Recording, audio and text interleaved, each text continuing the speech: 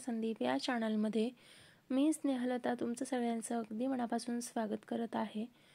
तर गावाकडच्या आठवणी, गावाकडचे व्हिडिओ, गावाकडच्या गोष्टी, गावाकडचं प्रेम, माया सगळं खरं असतं। पण 4 दिवस माहेरी राहून सासरची ओढ लेकीला लागतेच असं म्हणतात नाही का। तर माझं 4 दिवसाचं माहेर पण संपलं होतं आणि आता मला परत सासरी जायचं होतं। खरं तर हा क्षण आणि मुलगी पहिल्यांदा लग्न होऊन सासरी जाते तो क्षण दोघंही सारखेच असतात, फक्त वेळ बदललेली असते। तिला ओढ सासरची असते त्यावेळेस। तर छान मस्त सुंदर सकाळी लवकर निघाले होते मी। भाऊला थोडंसं बाहेर काम होतं त्यामुळे तो बाहेर गेलेला। तर ह्याच बसची वाट बघत आम्ही कितीतरी वर्ष थांबायचो। तर ह्या बसमध्ये बसून आम्ही गावाकडे जायला निघालो। बाहेरचं वातावरण डोळ्यात सामावून घेतलं, कारण परत हे बघण्यासाठी मला 4 ते 5 महिन्याचा वेळ लागणार आहे, किंवा 4-5 महिन्यांनी नाही यायला जमलं तर परत 6 महिने जाणार आहेत। त्यामुळे जे समोर दिसतंय ते डोळ्यात साठवून मी पुढे निघाले होते। खरं तर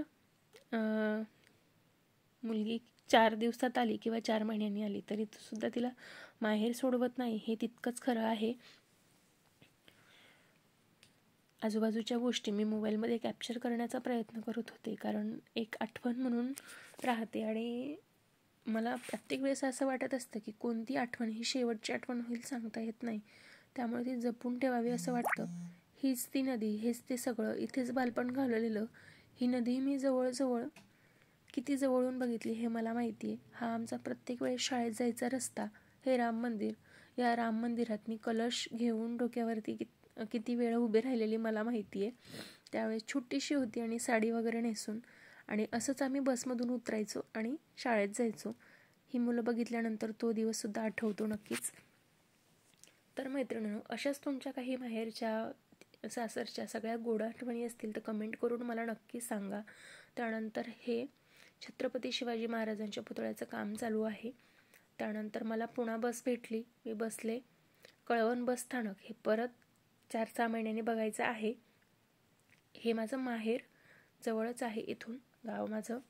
तर हा कळवणचा शेवटचा व्हिडिओ तुम्ही म्हणू शकताय। यानंतर डायरेक्ट तुम्हाला दिवाळीलाच बघायला मिळेल।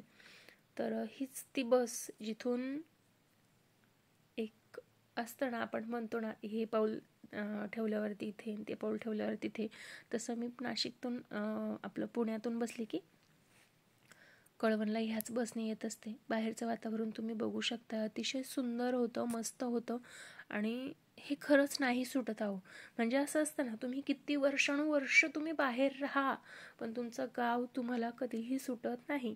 आणि हे आमचं सप्तशृंगी मातेचं प्रवेशद्वार प्रत्येक वेळेस ते आकर्षित करत असतं, पण योग कधी येईल माहीत नाही। बाहेर पावसाचं वातावरण होतं, पूर्ण पाऊस होता आजूबाजूला, आणि सप्तशृंगी देवीचा जो डोंगर आहे तो पूर्ण ढगांनी आच्छादलेला होता। खरंच खूप छान वाटत होतं, मस्त वाटत होतं।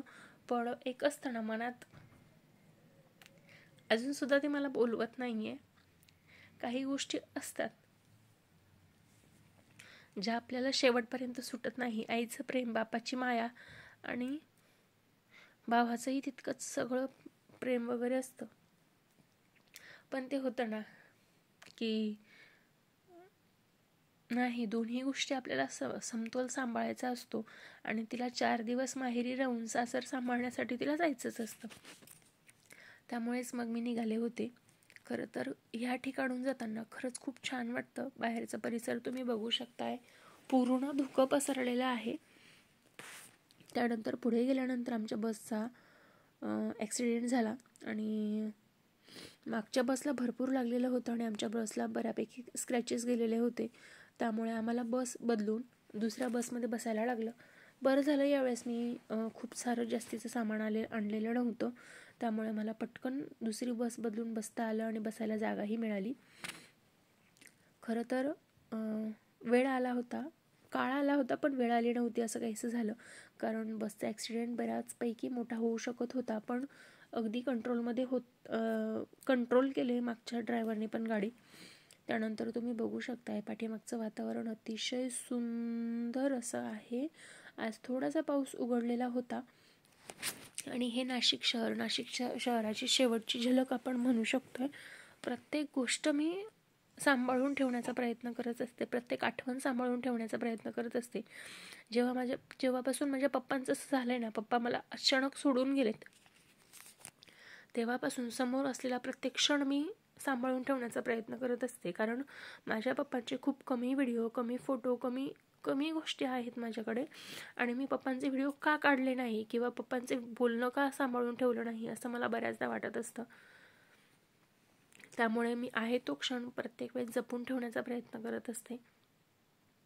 शिवमने आसमंताराची गोळी खाल्लेली होती आणि आसमंताराची गोळी खाल्ल्यानंतर घशाला गार लागतं, पाठीमागे मेंदूच्या ठिकाणी गार लागतं, का ते माहीत नाही.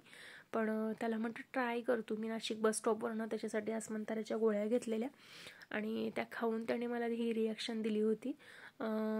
बऱ्याचदा ते असतं ना, त्याच्यावर लिहिलेलं असतं. तर ह्या गोळ्या आम्ही आधी खूप खायचो, यम नाहीतर 500 नाहीतर 000 असं लिहिलेलं असायचं. आणि ह्या गोळ्या आम्ही लहानपणी भरपूर खायचो. त्यानंतर मी पुणा बस स्टॉपला उतरले नाशिक फाट्याला. त्यानंतर शिवमचे बाबा त्याला घ्यायला आले. बापलेकाची भेट झाली. त्याला खूप आनंद होतो, त्याला त्याचे बाबा खूप आवडतात. त्यानंतर मग आम्ही निघालो. प्रत्येक मुलीसाठी प्रत्येक गोष्टीची ओढ ही वेगळीच असते. तिला सासरी येण्याची तितकीच आतुरता असते, माहेरी जायची तितकीच ओढ असते आणि त्या सगळ्या गोष्टी सांभाळत ती दोघी गोष्टी सांभाळत असते. आणि त्यामध्ये तिला कोणीतरी एक सांभाळून घेणारं भेटलं ना, ती त्या गोष्टींमध्येच आनंद मानते. तसं माझा नवरा आहे, मला प्रत्येक गोष्टीमध्ये सांभाळून घेतो बिचारा. खरंच खूप, म्हणजे मी स्वतः कधी म्हणते मी खूप भांडकुदळ आहे, पण माझा नवरा मला खरंच खूप सांभाळून घेतो. त्यानंतर आम्हाला एका गोष्टीसाठी जायचं होतं, तर ती गोष्ट मी पुढे तुमच्यासोबत शेअर करणारच आहे. पण आम्ही पुण्यात आल्यानंतर लगेचच पाऊस लागला आणि म्हटलं तो क्षण एक टिपून घ्यावा. बघू शकताय किती सुंदर दिसतंय पुणं. तर मैत्रिणींनो, तुम्ही माझा व्हिडिओ शेवटपर्यंत बघितला असेल तर आवर्जून लाईक करा, शेअर करा. चॅनलवर नवीन असाल तर सबस्क्राईब करा. तुमचं एक सबस्क्राईब मला पुढे व्हिडिओ बनवण्यासाठी प्रोत्साहन देत असतं. त्यामुळे आवर्जून सबस्क्राईब करा आणि कमेंट करून नक्कीच सांगा तुम्हाला माझे व्हिडिओज कसे वाटत आहेत ते. व्हिडिओ आवडत आहेत की नाही, व्हिडिओमध्ये काय बदल हवेत, व्हिडिओमध्ये काय बदल करायला हवेत, तुम्हाला काय आवडेल माझ्या व्हिडिओमध्ये बघायला, ते मला सगळं कमेंट करून नक्कीच सांगा. तर मला स्कूटी शिकायची आहे आणि ती स्कूटी आम्ही बघण्यासाठी आलेलो होतो. ही स्कूटी होती, तर घ्यायची की नाही हा विचार चालू होता. तर फायनली शिवमच्या बाबांनी ही स्कूटी घेण्याचा निर्णय घेतला. तर ही कधी घरी घेऊन जायची काय वगैरे त्याचा विचार आम्ही करत होतो. पण शिवमचे बाबा म्हटले तू एकदा बघून घे, तुला चालवायची आहे, तुला कशी वाटते ते. तर त्यासाठीच मग लगेचच मी आलेले. तर आम्ही स्कूटी घेतोय की नाही घेतोय हे बघण्यासाठी तुम्हाला पुढे व्हिडिओ बघावा लागेल, कारण अजूनही आमचं काही फायनल झालेलं नाही आहे. त्यानंतर घरी आल्यानंतर हा नजारा बघण्यासाठी मी आतुर झालेली असते. तर मैत्रिणींनो, आजचा माझा छोटासा व्हिडिओ तुम्हाला कसा वाटला हे मला कमेंट करून नक्की सांगा. माझे गावचे व्हिडिओज तुम्ही बघितले की नाही ते सुद्धा मला कमेंट करून नक्की सांगा. ते व्हिडिओसुद्धा जाऊन नक्की बघा. व्हिडिओ आवडला असेल तर व्हिडिओ लाईक, शेअर, सबस्क्राईब करून. चला तर मग भेटूया नवीन व्हिडिओमध्ये नवीन काहीतरी घेऊन. तोपर्यंत स्वस्त राहा, मस्त राहा, स्वतःची काळजी घ्या. Bye bye. श्री स्वामी समर्थ मैत्रिणींनो.